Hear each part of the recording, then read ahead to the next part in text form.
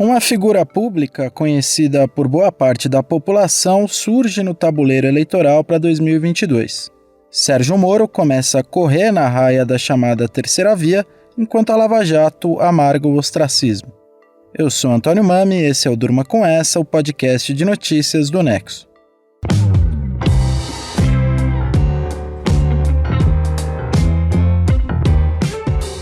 Olá, eu sou a Letícia Arcoverde e estou aqui com o Antônio para apresentar esse podcast que vai ao ar de segunda a sexta, no fim da tarde e início da noite, sempre com notícias que podem continuar a ecoar por aí.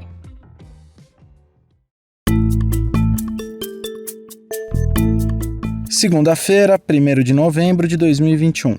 Dia em que o Instituto Paraná Pesquisas divulgou um levantamento que diz que 58% dos brasileiros acham que o ex-ministro da Justiça do governo Bolsonaro, Sérgio Moro, não deveria disputar a eleição presidencial em 2022. 35% são favoráveis a uma eventual candidatura do ex-juiz federal e 7% não sabem ou não quiseram responder. Essa hipótese do Moro concorrer à chefia do Executivo voltou a aparecer com força depois que ele encaminhou sua filiação ao Podemos. O partido marcou a cerimônia de filiação de Moro para 10 de novembro. No domingo, dia 31 de outubro, o ex-juiz rescindiu o contrato de trabalho com a consultoria americana Alvarez e Marçal. Inicialmente, o vínculo se estenderia até outubro de 2022, mas foi desfeito depois que o ex-juiz começou a dar seguimento aos planos de concorrer à presidência da República. Moro, que estava morando nos Estados Unidos, desembarcou nesta segunda-feira no Brasil para articular sua candidatura. Por enquanto, então, o Moro encerra sua passagem pelo setor privado, uma passagem que foi muito questionada. Isso porque a Álvares e Marçal é a administradora da recuperação judicial do Grupo Odebrecht, que em 2016 fechou um acordo de leniência com o Ministério Público Federal no âmbito da Operação Lava Jato. Nessa época, o Moro era o juiz responsável pela Lava Jato, cargo que ocupou por 4 anos, começando em 2014. Em 2018, ele deixou a carreira de juiz para aceitar o convite do presidente eleito Jair Bolsonaro para ser ministro da Justiça e da Segurança Pública. Foi o Moro quem homologou esse acordo de leniência e determinou a prisão de Marcelo Odebrecht, herdeiro da construtora. Em 2019, o grupo empresarial, um dos mais atingidos financeiramente pela Lava Jato, pediu recuperação judicial. Em abril de 2020, o Moro deixou o Ministério da Justiça e, após cumprir uma quarentena exigida por lei, aceitou o convite da Álvares e Marçal para ser sócio-diretor na área de disputas e investigações da consultoria, especializada na reestruturação e recuperação de empresas. A consultoria presta serviços não só para a Odebrecht, mas também para outras empresas que foram abaladas pela operação, como a Sete Brasil e a Queiroz Galvão. O Moro não foi contratado para trabalhar diretamente em nenhum desses casos, mas mesmo assim a sua ida para o setor privado repercutiu no mundo político. Agora o Moro testa o seu nome para a eleição de 2022.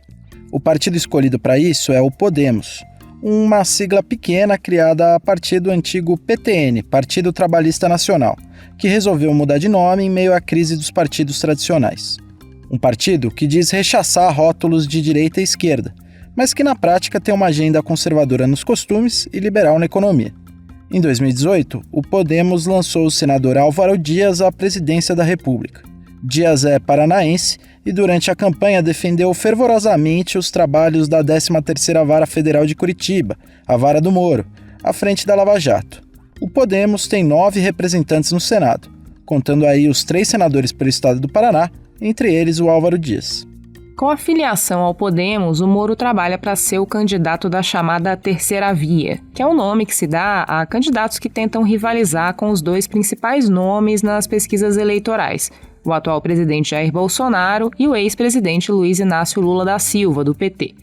Nessa raia, ele disputa com nomes como os dos tucanos João Dória e Eduardo Leite, do ex-ministro da Saúde Luiz Henrique Mandetta, do futuro União Brasil, junção do DEM com o PSL, do presidente do Senado, Rodrigo Pacheco, recém-filiado ao PSD, e de Ciro Gomes, do PDT, um candidato à centro-esquerda. Nenhuma dessas candidaturas registra um desempenho expressivo nas pesquisas de intenção de voto para 2022. Nenhuma chega a 10%. Os entusiastas da tal Terceira Via colocam essa candidatura no centro do espectro ideológico e colocam Lula e Bolsonaro em posições equivalentes, o primeiro à esquerda e o segundo à direita.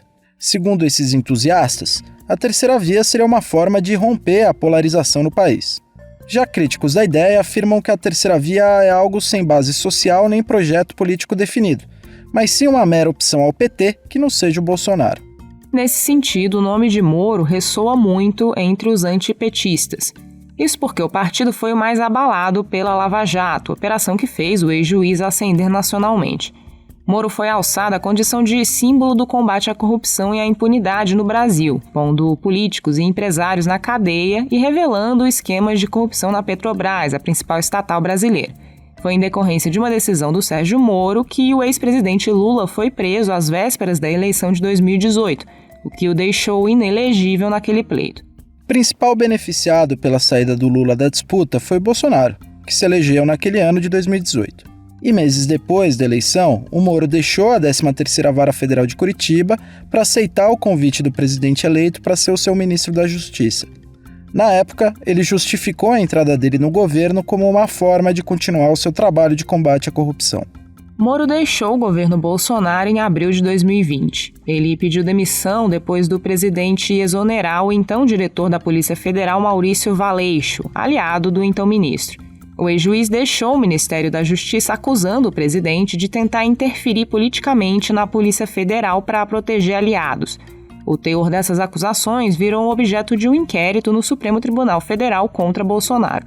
Então, Moro começou a engrossar o discurso anti-bolsonarista e, por sua vez, virou um alvo dos apoiadores do presidente nas redes sociais.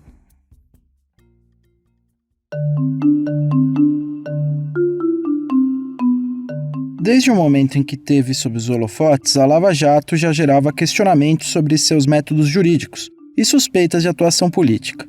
Quando o Moro se juntou ao governo Bolsonaro, essas contestações ganharam volume e se intensificaram para valer nos primeiros meses do ex-juiz no Ministério da Justiça, quando começou uma crise que colocou em xeque toda a credibilidade da Operação Lava Jato. Em junho de 2019, o site The Intercept Brasil revelou trocas de mensagens entre Moro e procuradores da Lava Jato, que mostravam uma atuação coordenada, proibida pelo Código de Processo Penal e pela Lei da Magistratura. Nessa atuação, o ex-juiz combinou táticas, movimentos jurídicos e até buscou poupar determinados políticos das investigações. Era uma coordenação que, segundo os críticos, teria como objetivo prejudicar o PT. Moro e procuradores atingidos pelo vazamento negam a autenticidade das mensagens. Os hackers que acessaram as mensagens e as repassaram a jornalistas foram presos. A Lava Jato registrou outras derrotas desde que o Moro entrou para a política. Além do desgaste imposto pelas mensagens vazadas, o Supremo derrubou a prisão em segunda instância, o que levou Lula à liberdade em novembro de 2019. Em 2020, o mesmo Supremo anulou, alegando parcialidade, uma sentença do juiz no caso Banestado, que investigou a remessa ilegal de dinheiro para contas fora do país.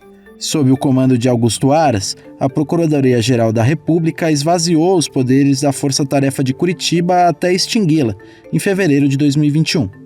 Em março de 2021, as condenações de Lula nos casos do Tríplex de Guarujá e do sítio de Atibaia foram anuladas pelo ministro Edson Fachin, que considerou que esses casos deveriam ser julgados pela Justiça Federal de Brasília. Pouco depois, o Supremo decidiu que Sérgio Moro foi parcial ao julgar Lula.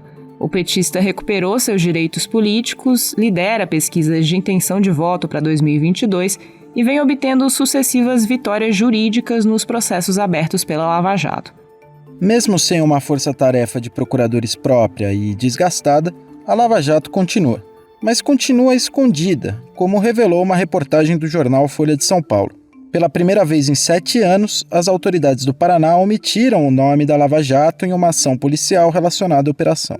No fim de outubro, o juiz Luiz Antônio Bonar, sucessor de Moro, autorizou uma série de mandados de busca e apreensão que se relacionam com malfeitos na Petrobras. Foi uma ação discreta, bem diferente dos anos badalados do Moro à frente da operação. Se fosse batizada nos moldes da Força-Tarefa da Lava Jato, essa seria a 82ª fase da operação, a fase de número 82. Independentemente do apelo atual da Lava Jato, o Moro surge no tabuleiro eleitoral. Segundo uma pesquisa divulgada em 27 de outubro pelo Poder Data, do site Poder 360, ele aparece com 8% das intenções de voto. Além disso, de acordo com informações do jornalista Marcelo Godoy, do estado de São Paulo, uma possível candidatura do ex-juiz anima o alto escalão das Forças Armadas como opção a Bolsonaro. Apesar disso, o Moro tem que enfrentar uma parcela da população, uma parcela de quase 60%, que acha que ele não deveria concorrer a presidente, isso segundo a pesquisa do Instituto Paraná Pesquisas que a gente falou no começo do programa. Ele também não chega nem a 10% de intenção de voto, assim como os outros candidatos da chamada terceira via. Por isso, a cadeira de presidente não é a única que aparece no cálculo eleitoral do ex-juiz e do seu futuro partido, Podemos. De acordo com informações de bastidor, cogita-se que ele concorra ao Senado pelo Paraná ou por São Paulo, ou mesmo que ele seja vice na chapa de outro candidato da terceira via. A ver como o Moro reaparece na cena política nacional no momento em que a Lava Jato sumiu.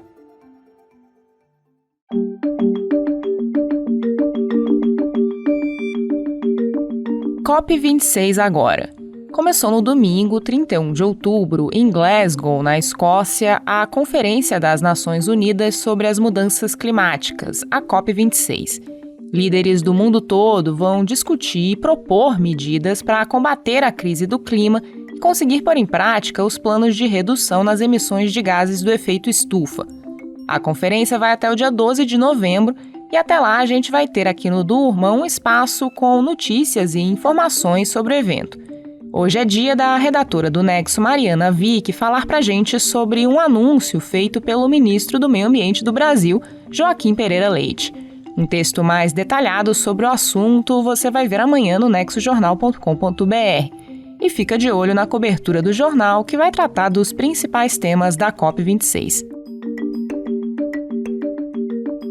Em anúncio nesta segunda-feira, na abertura da COP, o ministro Joaquim Leite divulgou uma nova meta climática.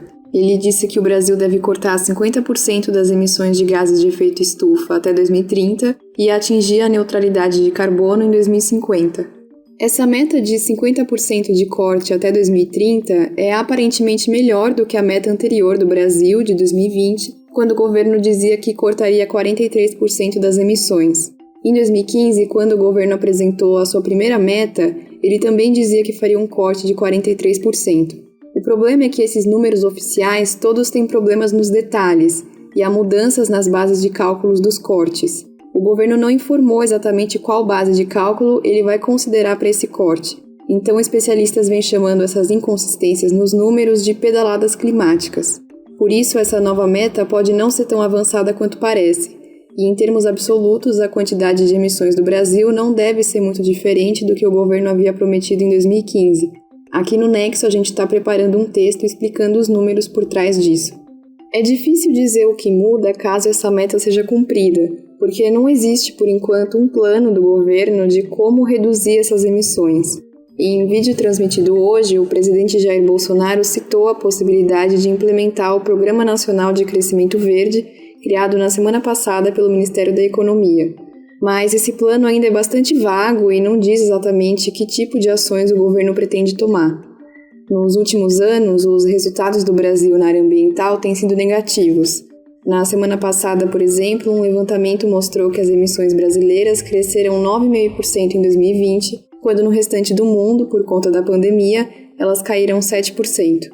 O que dá para dizer é o que o Brasil precisa fazer para que essa meta seja cumprida. Eu conversei com a Nathalie Unterstel, presidente do Instituto Talanoa, e ela citou pelo menos 3 coisas: taxar as emissões, criando um mercado doméstico de carbono, interromper o desmatamento, que é a nossa principal fonte de emissões, e investir em restauração florestal.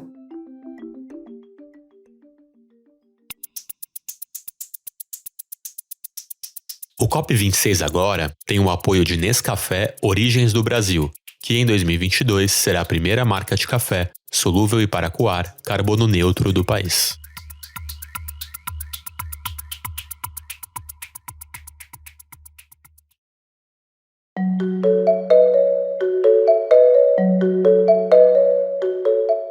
viagem à Itália, o presidente Jair Bolsonaro foi alvo de protestos nas ruas e indiferença de líderes mundiais que participaram da reunião do G20, a cúpula que reúne as principais autoridades das maiores economias do mundo.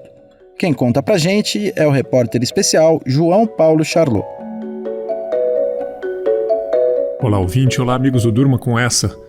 A tropa de choque da polícia italiana reprimiu com jatos de água e bombas de gás lacrimogêneo uma manifestação de opositores do presidente brasileiro Jair Bolsonaro na cidade de Pádua. Bolsonaro foi recebido com protesto quando chegou nesta segunda-feira para visitar a basílica local. De lá, o presidente seguiu para uma cidadezinha de pouco mais de 4 mil moradores chamada Anguillara Veneta, onde nasceu o bisavô dele. O presidente recebeu o título de cidadão honorário da cidade, numa cerimônia que também foi marcada por manifestações. A confusão não se restringiu apenas a essas visitas ao interior da Itália. Antes, em Roma, seguranças que acompanhavam o presidente brasileiro tinham agredido jornalistas. Bolsonaro esteve na Itália para participar da reunião de cúpula do G20, o grupo que reúne as 20 maiores economias do mundo. Mas o seu giro italiano teve mais valor pessoal e sentimental do que diplomático e econômico. Em Roma, Bolsonaro teve pouquíssima interação com os demais líderes estrangeiros. O presidente brasileiro foi ignorado pela maioria dos seus pares e preferiu se ausentar de parte da programação. O isolamento dele reflete o desprestígio do país neste momento. Foi isso que me disseram 4 especialistas em relações internacionais e um ex-diplomata do Itamaraty com os quais eu conversei sobre o assunto. Eles ressaltaram que essa postura de Bolsonaro tem consequências práticas. Ela é uma postura que mina a imagem do Brasil, afasta investidores e prejudica o andamento de um ambicioso acordo comercial que os países do Mercosul gostariam de fazer avançar com seus pares da União Europeia. Para o presidente e seus apoiadores, tudo não passa de uma questão de narrativa, mas quem acompanha e estuda o tema assegura que o estrago que essa postura provoca é perceptível e que as perdas são reais.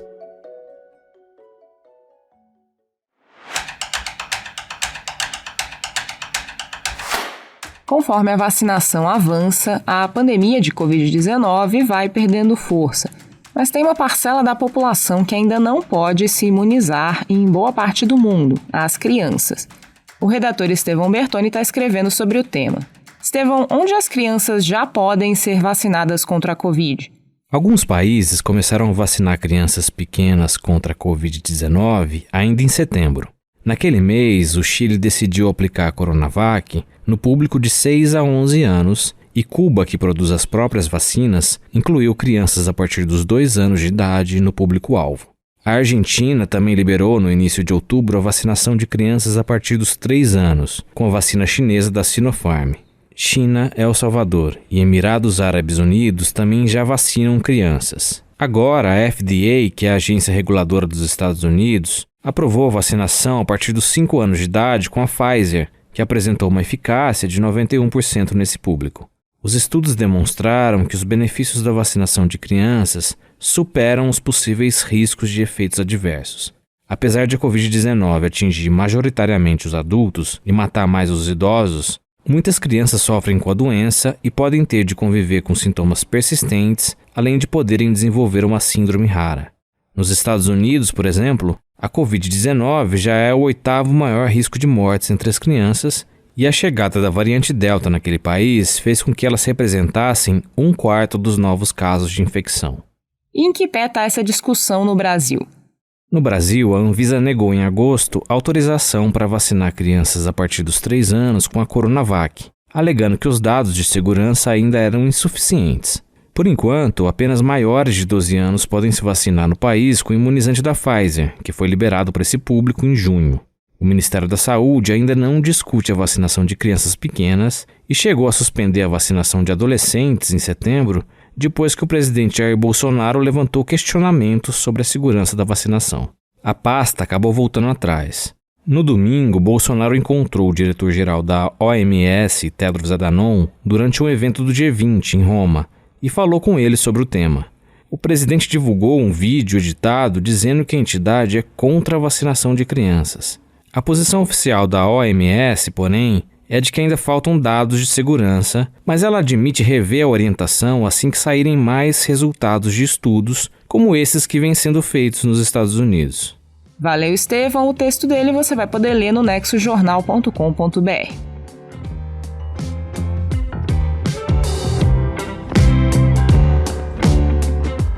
Das articulações de Sérgio Moro no tabuleiro eleitoral de 2022, passando pela promessa brasileira na COP26 e a viagem de Bolsonaro à Itália, até chegar no estágio da vacinação de crianças no mundo, durma com essa.